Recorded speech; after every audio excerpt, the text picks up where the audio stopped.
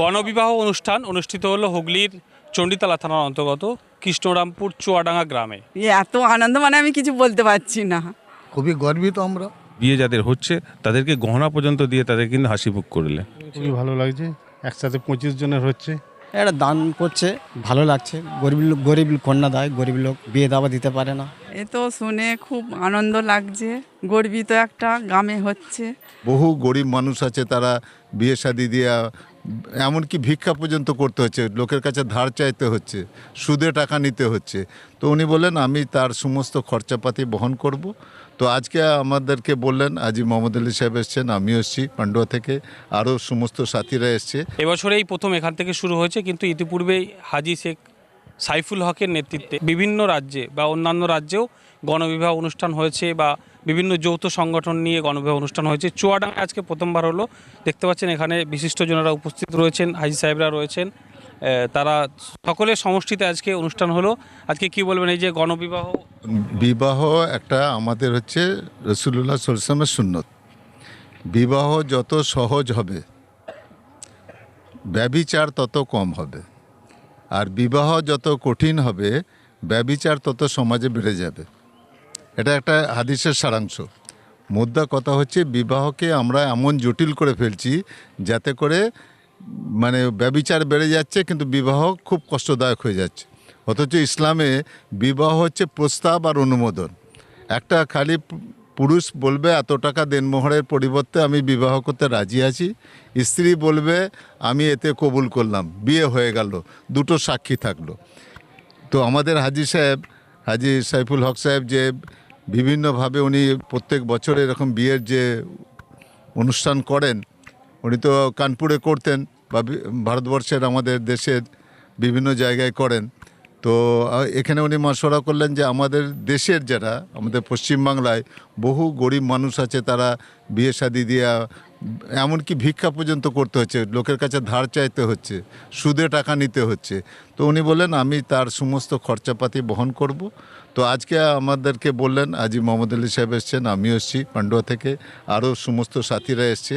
এখানে প্রায় পশ্চিমবাংলার বিভিন্ন জেলা থেকে মোটামুটি 25-30টা বিবাহ অনুষ্ঠিত হলো। তারা ওই রকমভাবে সুন্নত তরিকায় বিবাহ উনি জারি করলেন, এবং উনি সমস্ত তাদের খাওয়া দাওয়া সমস্ত খরচা নিজে থেকে বহন না করলেও চলতো, কিন্তু নিজে থেকে করে এটা করলেন। এই মহান যে অনুষ্ঠান উনি করলেন, আমরা আল্লাহর কাছে দোয়া করি আল্লাহ ওনার জান মালে বরকত দিক, এদের শান্তি থাকুক, স্বামী স্ত্রীর মধ্যে মিল মহব্বতের মধ্যে থাকুক, আত্মীয়দের মধ্যে মিল মহব্বত থাকুক, এই দোয়াই আমরা করব। এবং যাতে হাজী সাইফুল হক সাহেবের এই উদ্দেশ্য, আল্লাহ ইনার বরকত দিক, তারক্কি দিক, ভালাই করুক, এই দোয়া করে আমরা বক্তব্য শেষ করছি। চারদিকেও করে কি বুঝলেন, এই পয়লাই গ্রামে তো হচ্ছে, করে চারদিকেই আমাদের করা হয়। হাজী সাইফুল সাহেব করেন, উনি যেখানে সেখানে করতেই থাকেন। কিন্তু এবার আমাদের একটা ছিল, চেষ্টা ছিল চুয়াডাঙ্গার মধ্যে একটা করো, তো এটা 2 দিনের মধ্যে হয়েছে বুঝলেন তো। আর খুব ভালো হচ্ছে, তাও খুব ভালো হচ্ছে, লোক আছে। প্রথমেই আমি SSTVর সমস্ত ফলোয়ার্সরা আছে তাদের সকলে আসসালামু আলাইকুম। আজকের যে আমাদের চুয়াডাঙ্গা চণ্ডীতলা 1 নম্বর ব্লকের অন্তর্ভুক্ত এই গ্রামে হাজী সাইফুল হক সাহেব আজকে যে উদ্যোগ নিয়েছেন, হাজী সাহেব, আমি ওনাকে ধন্যবাদ এবং অভিনন্দন জানাই। গরিব মানুষ যারা অসহায়, অনেকে অর্থের জন্যে মেয়ের বিয়ে দিতে পারে না, কিন্তু সেই সমস্ত পরিবারের কাছ থেকে সেই মেয়েদের জন্যে এবং তাদের সুপুত্র এবং কর্মঠ পুত্র, সেই সব ছেলে জোগাড় করা, এটা কিন্তু অনেকটা কঠিন কাজ। তার কারণ সেই মেয়ের বিয়ের জন্য তারা ধন্যে ধন্যে বহু জায়গায় তাদেরকে খোঁজ খবর রাখতে হয়, এবং তার সাথে একটা খরচার একটা বিষয় থেকে থাকে।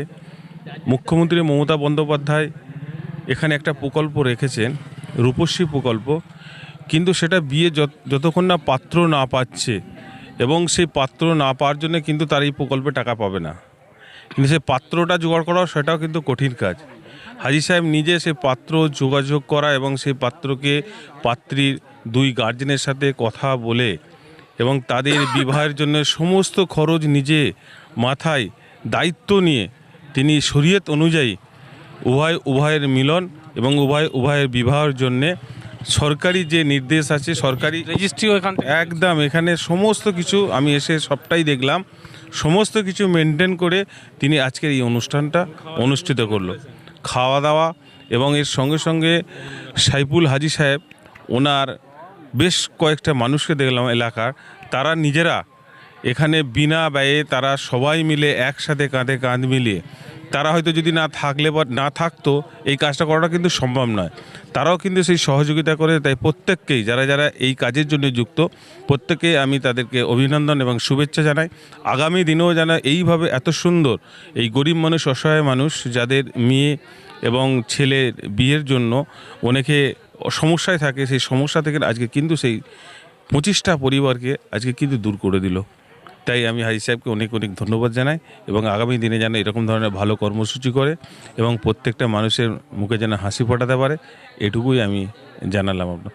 এছাড়াও হাজি সাহেব শুধু এমনি বিয়ে নয়, তাদের পোশাক মানে মেয়েদের জন্য যে ধরনের পোশাক সে পোশাক রেখেছেন এবং ছেলেদের বরের যে পোশাক সে পোশাক এবং এর সাথে মেয়েদের যে গহনা দিতে হয় সেই গহনা পর্যন্ত 25টা এখানে যে মেয়ে ছিল সেই যাদের হচ্ছে তাদেরকে গহনা পর্যন্ত দিয়ে তাদের কিন্তু হাসি মুখ করলেন এবং ছেলেদেরকেও তাদেরকে কিছু অর্থও দিলেন এবং তাদের ঘরে খুশি করার জন্য, তাদেরকে এগিয়ে যাওয়ার জন্য তাদেরকেও অনেকটা দোয়া আশীর্বাদ এবং বিভিন্ন হাজি সাহেব এসেছিলেন তারাও সেই কাজটা করে দিলেন। আসসালামু আলাইকুম।